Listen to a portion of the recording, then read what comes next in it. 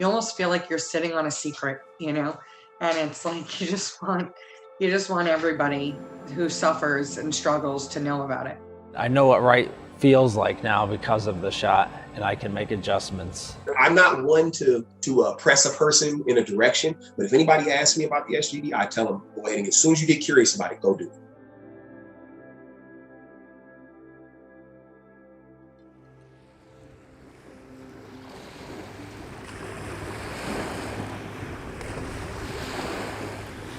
I watched my friends burn to death on a dusty road in the middle of Afghanistan. Constant depression and symptoms from PTSD are still something I struggle with continuously. I think the first therapy session I had, like the therapist just started crying and I was like, what the f***? I broke the therapist. As an ICU nurse, we're used to losses. You know that not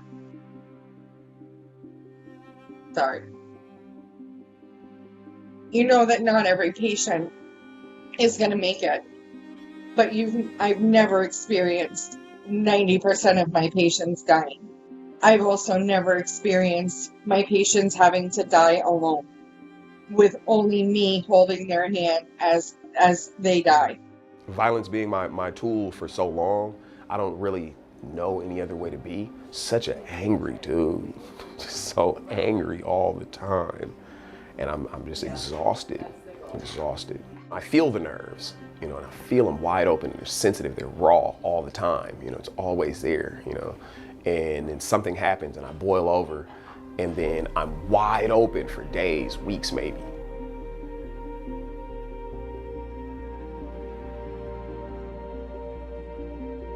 Out of all the emotions, guilt is the only emotion that you can't handle on your own. By the time I was 15, I was a full-blown alcoholic. My father was a New York City fireman, and on June 27th, 1980, when I was 11 years old, my father walked out the door to go to work, and he didn't come home. He was killed in the line of duty, trying to save another fireman's life. They both died. I really do a hatchet job on myself. I become hypercritical. Everything, I'm fat, I'm ugly, I'm not a good nurse, I'm not smart enough, I'm not enough. That's really, at the end of the day, I'm not enough. It takes more strength to actually pursue help. The thing that's harder to face is that I'm maybe not in as much control as I thought I was in. And that's a tough thing to come to terms with. And reporting! See you in Chicago. See you in Chicago.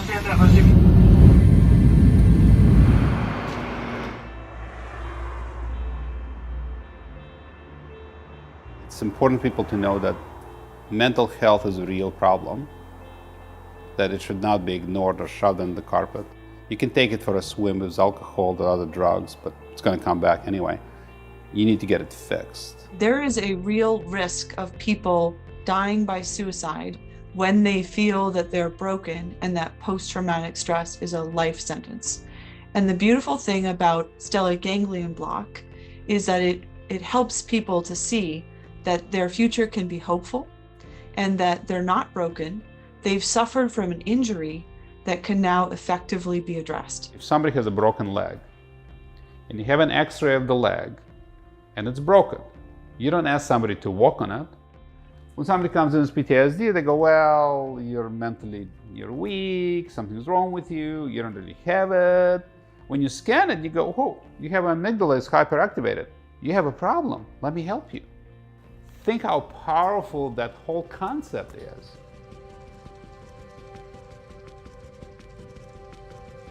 Stellate Ganglion Block is the most exciting innovation I've seen in many years of working with people who suffer from trauma. It is an injection of an anesthetic medication that helps to calm the nervous system and reset the fight or flight system to a state of calm. It's weird for people to even comprehend that something in the neck would do something in the brain. The procedure itself takes about 15 or 20 minutes. Some people have needed a repeat procedure on the opposite side of their neck the second day. Together, we are seeing results around 90% success. Cindy, you did really well. You're all done. The colors are brighter. I just feel like, I don't know, like light. I don't know how to explain that, like lighter. Even before I got my glasses, I could like see things more clearly, like more focused. I don't feel threatened. I don't feel so worried. Crazy. I don't feel so crazy. But it's like the information that normally is like being flooded in is more focused. I don't feel like I'm all over the place trying to take in all the information at once. You can literally see on their faces how they look different from before to after. And that's a hard thing to put into words, that when people are successfully treated, their faces change. They become more relaxed. They become people who can approach life again with hope.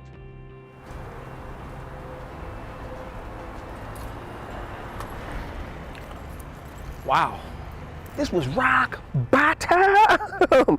Now that triggers. My friend had a Monte Carlo that wasn't working, a 76 Monte Carlo that was parked in that stall, and all of my belongings, all of my clothes, and my body was in that stall asleep every night. I know I stood here at one point and was like, this is it, man. I'm done. I'm just gonna die out here on the streets. Triumph.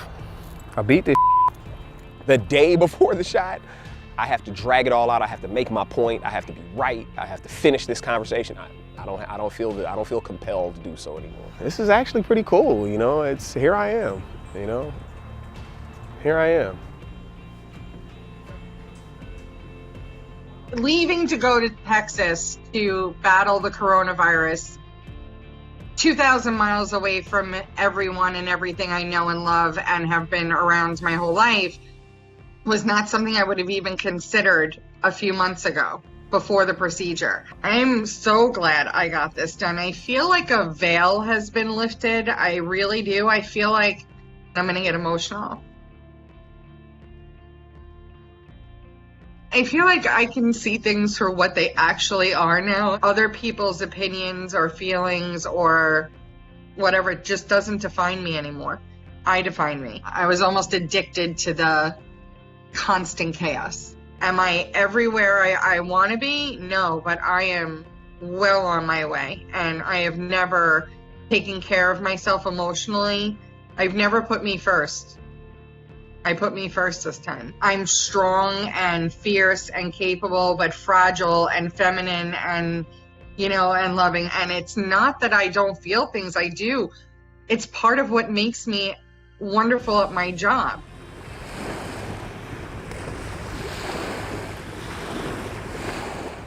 It was like a film was taken off, seeing the world in a completely different way.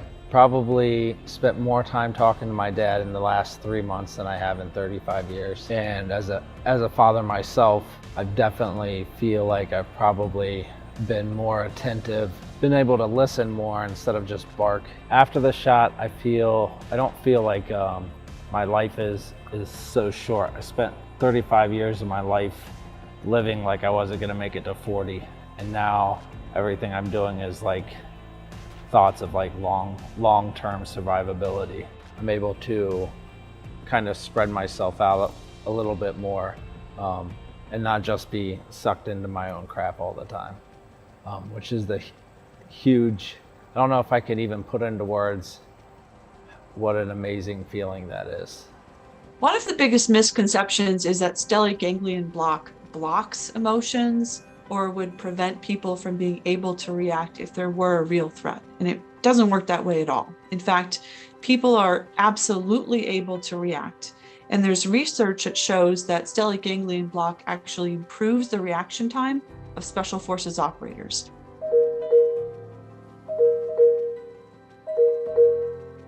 I still get very upset. I still get angry. I still get impatient. I still get sad. I still fuss at people. But now the way that I do it is a lot more, it's controlled in the way that I want it to be. So now instead of exploding and before I know it, I've said some really hurtful things or done really hurtful things, I'm able to explain and then explain again. So it's not magic. It's not a miracle. It doesn't, swoop in and take away all your issues and wrong. It's still the same guy. It's not as piping hot. I think there's a lot people, not just veterans, not just combat veterans, that will benefit from this. Definitely.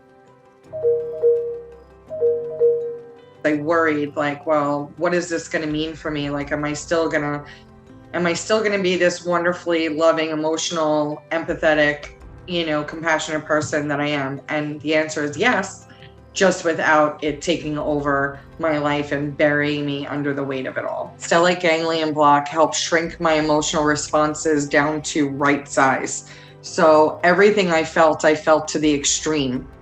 If I was sad to the extreme. If I was angry to the extreme. If I, was in love with someone I loved to the extreme. There was no balance. There was no middle ground.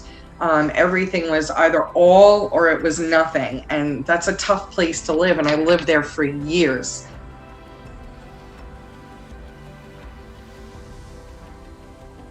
If I hadn't had the procedure and these things happened, I can promise you that I would not be sitting here composed and able to have a conversation. I would be all over the place. My head would be pure chaos, and everything would be, blown out of proportion. I wouldn't have been able to be there for my family. I wouldn't have been able to write my brother's eulogy and deliver it in front of 200 people. I'm having a normal reaction and response to loss. I'm a helper by nature. I mean, I'm a nurse. That's my profession. I want to help people. I'm also somebody who's in recovery from addiction, and the only way I maintain my own recovery is by helping somebody else recover from their addiction. So, the thought that if even just one person, especially someone like me, someone who's not a veteran, or doesn't see themselves as a first responder or someone deserving of the treatment the way I did. It took me such a long time to get to that place.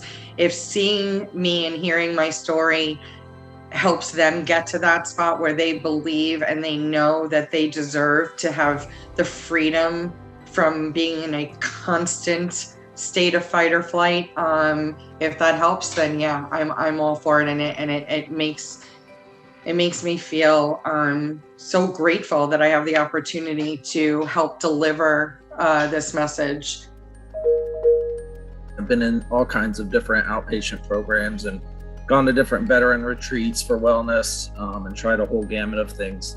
But nothing has taken that anxiety away, that real, like, freezing, crippling anxiety, like the shot has. When I was in the Marine Corps, being in charge of, a squad of Marines and millions of dollars worth of equipment, and then 10 years later, having a hard time just signing my kid up for school prior to the shot.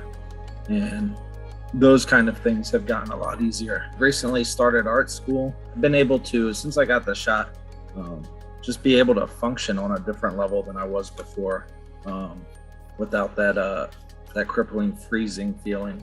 Well, for one, it's humbling. It's amazing. The other part is my mother killed herself when I was an intern. And that's why I'm so passionate about mental health. I was 24. I was a surgical intern in the county, very intense work. And then, my family fell apart and my father became highly depressed. It's very moving. And again, I feel like every time I hear a story like that, it makes me feel like I've done something and that my mother's death was not in vain. She's looking down at me and smiling. Yeah, it's pretty amazing.